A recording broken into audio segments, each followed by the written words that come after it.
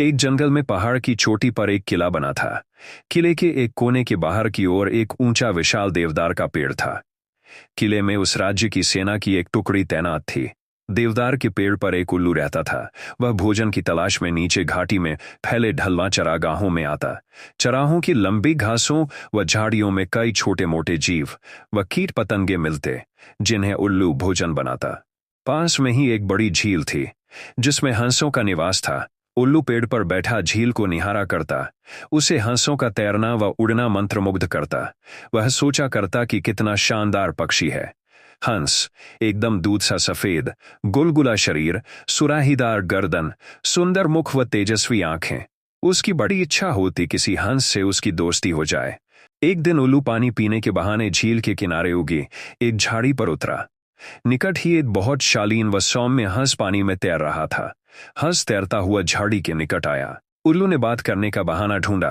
हंस से, आपकी आज्ञा हो तो पानी पी लो, बड़ी प्यास लगी है। हंस ने चौंक कर उसे देखा और बोला, मित्र, पानी प्रकृति द्वारा सबको दिया गया वरदान है, उस पर किसी एक का अधिकार नहीं। उल्लू ने पानी पिया, फिर सिर हिलाया जैसे उसे निराशा हुई हो। हंस ने पूछा, मित्र, असंतुष्ट नजर आ रहे हो, क्या प्यास नहीं बुझी? उल्लू ने कहा, हे हंस, पानी की प्यास तो बुझ गई, पर आपकी बातों से मुझे ऐसा लगा कि आप नीति व ज्ञान के सागर हैं। मुझ में उसकी प्यास जग गई है, वह कैसे बुझेगी? हंस मुस्कुराया, मित्र, आप कभी भी यहां आ सकते हैं, हम बातें करेंगे।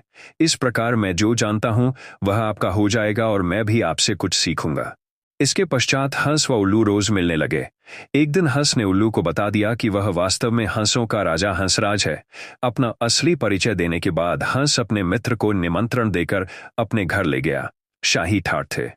खाने के लिए कमल व नरगिस के फूलों के व्यंजन परोसे गए और जाने क्या क्या दुर्लभ खाद्य थे, उल्लू को पता ही नहीं लगा। बाद में सौंफ इलायची की जगह मोती पेश किए गए। उल्लू दंग रह गया। अब हंसराज उल्लू को महल में ले जाकर खिलाने पिलाने लगा। रोज दावत उड़ती। उसे डर लगने लगा कि किसी दिन साधारण उल्लू समझकर हंसराज दोस्ती न तोड़ ले। इसलिए स्वयं को हंसराज की बराबरी का बनाए रखने के लिए उसने झूठ कह दिया कि वह भी उल्लुओं का राजा उल्लूकराज है। झूठ कहने के बाद उल्लू को लगा कि उसका भी फर्ज बनता है कि हंसराज को अपने घर बुलाए। एक दिन उल्लू ने दुर्ग के भीतर होने वाली गतिविधियों को गौर से देखा और उसके दिमाग में एक युक्ति आई। उसने दुर्ग की बातों को खूब ध्यान से समझा, सैनिकों के कार्यक्रम नोट किए। फिर वह चला हंस के पास। जब वह झील पर पहुंचा तब हंसराज कुछ हंसनियों के साथ जल में तैर रहा था। उल्लू को देखते ही हंस बोला, मित्र, आप इस समय? उल्लू ने उत्तर दिया, हाँ मित्र, मैं आपको आज अपना घर दिखाने व अपना मेहमान बनाने के लिए ले जाने आया हूं। मैं कई बार आपका मेहमान बना हूं, मुझे भी सेवा का मौका दीजिए। हंस ने टालना चाहा, मित्र, इतनी जल्दी क्या है, फिर कभी चलेंगे। उल्लू ने कहा, आज तो आपको लिए बिना नहीं जाऊंगा। हंसराज को उल्लू के साथ जाना ही पड़ा। पहाड़ की चोटी पर बने किले की ओर इशारा कर उल्लू उड़ते उड़ते बोला, वह मेरा किला है। हंस बड़ा प्रभावित हुआ। वे दोनों जब उल्लू के आवास वाले पेड़ पर उतरे तो किले के सैनिकों की परेड शुरू होने वाली थी। दो सैनिक बुर्ज पर बिगुल बजाने लगे। उल्लू दुर्ग के सैनिकों के कार्यक्रम को याद कर चुका था, इसलिए ठीक समय पर हंसराज को ले आया था। उल्लू बोला, देखो मित्र, आपके स्वागत में मेरे सैनिक बिगुल बजा रहे हैं। उसके बाद मेरी सेना परेड और सलामी देकर आपको सम्मानित करेगी। नित्य की तरह परेड हुई और झंडे को सलामी दी गई। हंस समझा सचमुच उसी के लिए यह सब हो रहा है। अतः हंस ने गदगद होकर कहा, धन्य हो मित्र, आप तो एक शूरवीर राजा की भांति ही राज कर रहे हो। उल्लू ने हंसराज पर रौब डाला, मैंने अपने सैनिकों को आदेश दिया है कि जब तक मेरे परम मित्र राजा हंसराज मेरे अतिथि हैं तब तक इसी प्रकार रोज बिगुल बजे व सैनिकों की परेड निकले। उल्लू को पता था कि सैनिकों का यह रोज का काम है, दैनिक नियम है। हंस को उल्लू ने फल, अखरोट व बनफशा के फूल खिलाए। उनको वह पहले ही जमा कर चुका था। भोजन का महत्व नहीं रह गया। सैनिकों की परेड का जादू अपना काम कर चुका था। हंसराज के दिल में उल्लू मित्र के लिए बहुत सम्मान पैदा हो चुका था। उधर सैनिक टुकड़ी को वहां से कूच करने के आदेश मिल चुके थे। दूसरे दिन सैनिक अपना सामान समेट कर जाने लगे तो हंस ने कहा, मित्र, देखो आपके सैनिक आपकी आज्ञा लिए बिना कहीं जा रहे हैं। उल्लू हड़बड़ाकर बोला, किसी ने उन्हें गलत आदेश दिया होगा, मैं अभी रोकता हूं उन्हें। ऐसा कहे वह हूं हूं करने लगा। सैनिकों ने उल्लू का घुघुआना सुना व अपशगुन समझकर जाना स्थगित कर दिया। दूसरे दिन फिर वही हुआ। सैनिक जाने लगे तो उल्लू घुघुआया। सैनिकों के नायक ने क्रोधित होकर सैनिकों को मनहूस उल्लू को तीर मारने का आदेश दिया। एक सैनिक ने तीर छोड़ा। तीर उल्लू के बगल में बैठे हंस को लगा। वह तीर खाकर नीचे गिरा व फड़फड़ाकर मर गया। उल्लू उसकी लाश के पास शोकाकुल हो विलाप करने लगा। हाय, मैंने अपनी झूठी शान के चक्कर में अपना परम मित्र खो दिया। धिक्कार है मुझे। उल्लू को आसपास की खबर से बेसुध होकर रोते देख एक सियार उस पर झपटा और उसका काम तमाम कर दिया। सीख: झूठी शान बहुत महंगी पड़ती है। कभी भी झूठी शान के चक्कर में मत पड़ो। हीरापुर गांव शहर से कुछ ही दूरी पर स्थित था। वह गांव बहुत ही स्वच्छ और सुंदर था। गांव के लोग भी काफी जागरूक थे। चाहे सड़क हो या नालियां या फिर सरकारी आवास, सभी पर बराबर ध्यान दिया जाता था। गांव की इस सूरत को बदलने में वहां के मुखिया रतन दास का सबसे ज्यादा योगदान था। वह पढ़े लिखे और नए विचारों को प्रोत्साहन देने वाले आदमी थे। गांव का शायद ही कोई आदमी हो जो मुखिया जी को न मानता हो। सभी लोग उनकी खूब प्रशंसा करते, और हो भी क्यों ना, देखते ही देखते उन्होंने गांव की सूरत जो बदल दी थी। एक दिन एक ठग और उसका चेला उस गांव के पास से गुजर रहे थे। तभी चेला बोला, अरे गुरु, ये गांव देखते हो? ये गांव मुझे बहुत पसंद है। कई बार गुजरा हूं इस गांव के बगल से। मैं सुना है साफ सफाई के मामले में नंबर 1 का खिताब जीता है इसने। धनी और व्यापारी लोगों का आना जाना लगा रहता है यहां। मैं कहता हूं कुछ दिन हम भी इसी गांव में रहते हैं। अच्छा माल इकट्ठा कर लेंगे और खिसक लेंगे। गुरु बोला, नाम तो मैंने भी सुना है इस गांव का। यहाँ के लोग काफी जागरूक हैं। डर लगता है कहीं पकड़े ना जाएं। अगर पकड़े गए तो हम दोनों की खैर नहीं। चेला बोला, अरे गुरु, सालों का तजुर्बा है हमें। मजाल है कोई हमें छू भी पाए। अरे अगर कुछ गड़बड़ हुई भी तो अगले दिन 9-2-11 हो जाएंगे। गुरु बोला, तुम कहते हो तो कुछ दिन यहां भी बिता लेते हैं, लेकिन हम लोगों को अपना वेशभूषा बदलना होगा। एक काम करते हैं, मैं एक तांत्रिक बनता हूं और तुम मेरे चेले बन जाओ। बाकी काम यहां की भोली भाली जनता ही कर देगी। और यह कहते हुए दोनों ने अपना भेष बदल लिया और गांव में चल पड़े। गांव में एक तालाब था। तालाब के किनारे बहुत से पेड़ लगे हुए थे। उन्हीं में से एक पेड़ के नीचे उन्होंने अपनी झोपड़ी बना ली। अब गुरु अपने चेले से बोला, तुम जाकर गांव के लोगों को यह बताओ कि एक पहुंचे हुए बाबा आए हुए हैं और उन्होंने गांव के बाहर एक झोपड़ी में डेरा डाला हुआ है। वे लोगों की समस्या का सटीक समाधान बताते हैं। जिनको भी उनके दर्शन करने हैं, वे लोग कल सुबह से उनसे मुलाकात कर सकते हैं। चेले ने यह बात गांव में फैला दी। फिर अगले दिन चेला बोला, अरे गुरु, दोपहर हो गई पर एक मक्खी तक झांकने नहीं आई। लगता है गांव वाले कुछ ज्यादा ही जागरूक है। तांत्रिक बाबाओं पर कम विश्वास करते हैं। मैं पूरे गांव में घूम घूम कर लोगों को बता के आया था, लेकिन देखो एक आदमी देखने तक नहीं आया। इसी तरह से पूरा एक सप्ताह बीत गया, पर कोई भी उनके पास न आया। दोनों ठग बहुत चिंतित हो उठे और उन्हें लगने लगा कि इस गांव में उनकी दाल नहीं गलने वाली। ऐसे ही चलता रहा तो हमें यहां से जल्दी ही बोरिया बिस्तर बांध कर जाना पड़ेगा। गुरु बोला, लोग चमत्कार को नमस्कार करते हैं। समय आ गया है कि लोगों को एक बड़ा चमत्कार दिखाया जाए। तभी गांव के लोग हमारे पास आएंगे और साथ में बहुत सारा चढ़ावा लाएंगे। अब मेरी बात ध्यान से सुनो। कल सुबह गांव में खबर फैला दो कि बाबा जी अपने योग बल पर नदी पर चल के दिखाएंगे। चेला बोला, वो तो सब ठीक है गुरु, पर नदी के ऊपर चलोगे कैसे? क्या सही में कोई शक्ति है तुम्हारे पास? अरे गुरु, नदी के ऊपर चलना क्या कोई बच्चों का खेल है? ठग ने चेले के कान में सारी युक्ति कह सुनाई और अगले दिन सुबह चेले ने यह खबर गांव में फैला दी। खबर जंगल में आग की तरह फैल गई। दोपहर तक गांव के तालाब के किनारे सारा गांव उमड़ पड़ा। हर आदमी ये देखने जमा हो गया कि आखिर बाबा जी तालाब के ऊपर कैसे चलेंगे। तभी ठग बोला, गांव वालों, मैं आप लोगों को आज इस तालाब पर चल के दिखाऊंगा। आपने शायद ही इससे पहले कभी ये चमत्कार देखा होगा। इस योग को सीखने में मुझे कई साल लग गए। मेरे बड़े गुरु का आदेश हुआ है कि ये चमत्कार मैं हीरापुर के गांव वालों को दिखाऊं। बहुत ही भाग्यशाली हो आप लोग जो ये चमत्कार देखोगे। आप में से कई लोगों ने इस चमत्कार के बारे में कहीं पढ़ा या सुना होगा, लेकिन आज आपको प्रत्यक्ष चमत्कार दिखाऊंगा मैं। आज आप लोग देखेंगे कैसे एक आदमी पानी की सतह पर चलता है। और ये कहते ही ठग ने अपना पैर आगे बढ़ाया। और फिर तेजी के साथ वो तालाब की सतह पर चलने लगा। यह चमत्कार देखकर सभी ने दांतों तले उंगलियां दबा ली। लोगों ने पहली बार किसी आदमी को पानी के ऊपर चलते देखा था। यह चमत्कार गांव वालों के लिए नया था। उन्होंने पानी के ऊपर चलने की बात सिर्फ सुनी थी और आज इस चमत्कार को देख भी लिया। हर कोई बाबा की जय जयकार करने लगा। गुरु और उसके चेले ने जब ये सब देखा तो उनकी खुशी का ठिकाना ना रहा और उस दिन से बाबा जी की झोपड़ी में लोगों की भीड़ उमड़ पड़ी। अब हर आदमी अपनी समस्या बाबाजी के पास लेकर जाने लगा। फिर तो बाबाजी हर रविवार को तालाब के ऊपर चलने का चमत्कार दिखाने लगे।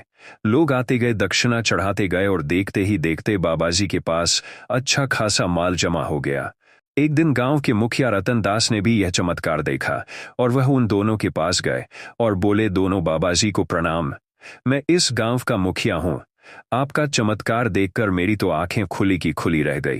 अरे इस साइंस के दौर में ऐसा चमत्कार गजब कर दिया आपने। चेला बोला, अरे ये तो कुछ भी नहीं है मुखिया जी, हमारे गुरु तो बड़े बड़े चमत्कार कर चुके हैं। फिर मुखिया बोला, बाबा जी मैं आपके पास इसलिए आया था कि मेरी पत्नी की तबीयत ठीक नहीं रहती। शहर के कई बड़े डॉक्टरों को दिखा दिया पर कोई फायदा नहीं हुआ। मेरा आपसे अनुरोध है कि मेरी पत्नी को ठीक कर दो। बदले में आपको मैं एक बहुमूल्य हीरा दूंगा। चेला बोला, बाबा जी को पैसे की भूख नहीं है, माया उनके लिए तो मिट्टी है, पर आपकी श्रद्धा है तो आप हीरा चढ़ावे में चढ़ा देना, आपकी समस्याओं का समाधान हो जाएगा। मुखिया जी अगले रविवार आप आ जाना और थोड़ा जल्दी आ जाना, क्योंकि रविवार को बाबा जी चमत्कार दिखाते हैं। थोड़ी देर तक मुखिया बड़ी ही गौर से उस जगह का मुआयना करता रहा, फिर वहां से चला गया। गुरु बोला, हमने जितना सोचा था उससे कहीं ज्यादा माल हमारे पास इकट्ठा हो गया है। मैं कहता हूं अब यहां से निकल चलते हैं, पता नहीं कब हमारा भांडा फूट जाए। चेला बोला, अरे गुरु क्या बच्चों जैसे घबरा रहे हो? अरे कुछ दिन और बेवकूफ बनाते हैं लोगों को, फिर चले जाएंगे, इतनी जल्दी क्या है? गुरु बोला, पता नहीं क्यों मेरा मन घबरा रहा है, वैसे भी बहुत दिन हो गए हैं यहां पर। मैं तो कहता हूं आज रात ही चुपके से खिसक लेते हैं सारा माल लेकर। चेला बोला, ठीक है गुरु, तुम कहते हो तो यहां से निकल चलते हैं, पर आज नहीं, अगले रविवार जब मुखिया हीरा लाएगा वो हीरा लेके फिर हम खिसक लेंगे। अब रविवार आता है। इस रविवार तो बहुत ही भीड़ थी। आसपास के गांव वाले भी बाबा का चमत्कार देखने आए हुए थे। बाबा जी ने सभी का अभिवादन स्वीकार किया और तालाब के ऊपर चलना शुरू कर दिया। वे कुछ दूरी तक गए और फिर पानी की सतह पर चलते हुए वापस लौट आए। वहां खड़े लोगों ने बाबाजी के जयकारे लगाना शुरू कर दिया। ये सब वहां खड़े मुखिया जी भी देख रहे थे। तभी मुखिया जी बोले, भाइयों और बहनों, बाबाजी बहुत ही बड़े चमत्कारी पुरुष हैं। पिछले रविवार जब मैं इनके पास आया था और मैंने अनुरोध किया था कि मेरे कुत्ते को भी ऐसा आशीर्वाद दे दीजिए कि वो भी पानी के ऊपर चल सके। बाबाजी बहुत ही दयालु है, उनके आशीर्वाद से मेरा कुत्ता भी पानी पर चल सकता है। यकीन ना हो तो मैं अभी चला कर दिखाता हूं। और मुखिया जी ने अपने कुत्ते को उसी जगह पर ले जाकर खड़ा कर दिया जहां बाबाजी चलना शुरू करते थे। और ये क्या, ये तो चमत्कार हो गया। कुत्ता भी पानी पर चल रहा था। तभी ठग और उसका चेला एक दूसरे का मुंह देखने लगे। उनकी हालत पतली हो गई और उन्हें बात समझते देर ना लगी कि उनका भांडा फूट चुका है। गुरु और चेला वहां से भागने लगे। तभी मुखिया के आदमियों ने उन्हें पकड़ लिया। भाइयों, ये दोनों कोई बाबा मावा नहीं बल्कि ढोंगी है। इनका काम भोली भाली जनता को बेवकूफ बनाना और पैसे ऐंठना है, जिसे आप लोग अभी तक चमत्कार समझ रहे थे। असल में वो कोई चमत्कार है ही नहीं। कल शाम को मैं यहाँ आया था और उस जगह पर गया जहां से ये ढोंगी चलना शुरू करता है, और मैंने गौर से देखा तो इन्होंने 2 बांस पानी के अंदर बांध रखे थे। इन्हीं बांस पर चलकर ये लोगों को बेवकूफ बनाते थे। इसके पास कोई अद्भुत शक्ति नहीं है। मैंने कल ही सोच लिया था, इन दोनों का भांडा पूरे गांव वालों के सामने ही फोड़ूंगा। और मैं अपने साथ एक कुत्ता लाया और वो भी बांस पर बिल्कुल वैसे ही चलने लगा जैसे ये ढोंगी चलता था। तभी थोड़ी देर में वहां पुलिस आ जाती है और दोनों ढोंगी को पकड़ कर ले जाती है। गांव के सभी लोग मुखिया की बुद्धिमानी की खूब प्रशंसा करते हैं। बहुत समय पहले की बात है। चंदनपुर नामक राज्य में एक राजा था जिसका नाम सूरजमल था। राजा सूरजमल कला के बहुत ही प्रेमी थे। उन्हें अलग अलग तरह की कलाएं जैसे गीत संगीत, चित्रकारी यानी पेंटिंग, कलात्मक मूर्तियां, इन सभी का बहुत शौक था। उनके महल में कई बेहतरीन मूर्तियां और पेंटिंग सजी हुई थी। उनका कला प्रेम इतना ज्यादा था कि उनके राज दरबार में भी कई कलाकार पूरे सम्मान के साथ रहते थे। राजा साहब समय समय पर ऐसी प्रतियोगिताएं करवाते रहते थे। जिनमें उनकी रियासत के कलाकारों को अपनी कला दिखाने का पूरा मौका मिलता। एक दिन राजा साहब के मन में ख्याल आया कि उनके महल में बहुत सी पेंटिंग यानी चित्र है, लेकिन कोई भी अनोखा चित्र नहीं है जिसका कुछ खास अर्थ भी हो। बस फिर क्या था, ख्याल आते ही राजा साहब ने राज दरबार में घोषणा कर दी कि पूरी रियासत में बता दिया जाए कि हमें एक ऐसा चित्र चाहिए जो बिल्कुल अनोखा हो और उस चित्र का कुछ खास मतलब भी होना चाहिए। जो भी कलाकार ऐसा चित्र बनाकर लाएगा उसे मुंह मांगा इनाम देंगे। लेकिन अगर कोई बेकार चित्र बनाकर लाया जिसका कोई अर्थ ही ना हो तो हमारा समय बर्बाद करने के कारण उसे सजा भी दी जा सकती है। पूरी रियासत में ये बात जंगल की आग की तरह फैल गई। शायद चित्र पसंद न आने पर सजा देने की बात से लोग डर गए थे। कई दिन बीत जाने के बाद एक दिन एक चित्रकार महल में आया और उसने राजा के सामने अपने चित्र दिखाने की आज्ञा मांगी। उस चित्रकार के पास 2 चित्र थे। दोनों चित्र राजा सूरजमल के सामने पेश किए गए। राजा ने चित्र देखने से पहले चित्रकार से कहा, जानते हो ना कि अगर इन चित्रों का कोई अर्थ नहीं निकला तो तुम्हें सजा भी हो सकती है। चित्रकार ने आत्मविश्वास भरी आवाज में कहा, फिक्र न करें राजा साहब, मुझे आपकी शर्त याद है। इसके बाद चित्रकार ने अपने चित्र राजा के सामने रख दिए। पहले चित्र पर राजा की नजर गई तो उसमें एक आदमी बना हुआ था। राजा साहब कुछ देर तक चित्र को गौर से देखते रहे और फिर बोले, चित्रकार, तुम्हारा चित्र बहुत ही अजीब है। ये कुछ अनोखा तो है, लेकिन मुझे नहीं लगता इस चित्र का कोई अर्थ भी है। तुमने जानबूझकर हमारा समय खराब किया है। ये सुनकर चित्रकार बोला, हजूर, इस चित्र का बहुत गहरा अर्थ है, आप आज्ञा दें तो मैं बता देता हूं। राजा ने कहा, हाँ जरूर बताओ इस चित्र का अर्थ जो हमें नहीं समझ में आ रहा। चित्रकार ने बोलना शुरू किया, हजूर, ये बालों से ढका हुआ चेहरा और पैरों में लगे पंख वाला चित्र एक मौका यानी कि अवसर का चित्र है। जिस तरह इस चित्र में बने आदमी का चेहरा उसके बालों से ढका हुआ है और आप उसे पहचान नहीं पा रहे, ठीक इसी तरह इंसान के जीवन में भी कई ऐसे मौके आते हैं जिनसे वो अपने जीवन में और आगे बढ़ सकता है, लेकिन वो उन्हें पहचान ही नहीं पाता। और इस चित्र में बने आदमी के पैरों में लगे पंख का अर्थ है कि जब तक हम उस मौके को पहचानते हैं तब तक वो उड़ जाता है, यानी मौका हमेशा के लिए नहीं होता। अगर सही समय पर उसे नहीं पहचाना तो वो मौत हाथ से छूट जाता है। राजा साहब को चित्रकार की बातों में दिलचस्पी होने लगी। उन्होंने कहा, अब वो दूसरा चित्र भी दिखाओ। जैसे ही दूसरा चित्र खोला गया उसमें फिर से एक आदमी का चित्र था जिसका मुंह नहीं था बल्कि सिर के पीछे का और गर्दन का हिस्सा था। इस बार उस आदमी के सिर पर बाल नहीं थे, वो गंजा था। राजा सूरजमल ने बड़ी हैरानी से पूछा, इस चित्र का अर्थ भी बताओ। तब चित्रकार बोला, हजूर, ये भी वही मौका यानी अवसर ही है जो वापस जा रहा है। इसके सिर पर बाल नहीं है। इसका अर्थ है मौका निकल जाने के बाद उसके पीछे भागने से कोई फायदा नहीं, वो हाथ नहीं लगता। जैसे इस गंजे सिर को जितना चाहे पकड़ने की कोशिश कर ले, ये पकड़ में नहीं आएगा। राजा सूरजमल चित्रकार की बुद्धिमानी से बहुत खुश हुए और उन्होंने उसे ढेर सारा इनाम दिया।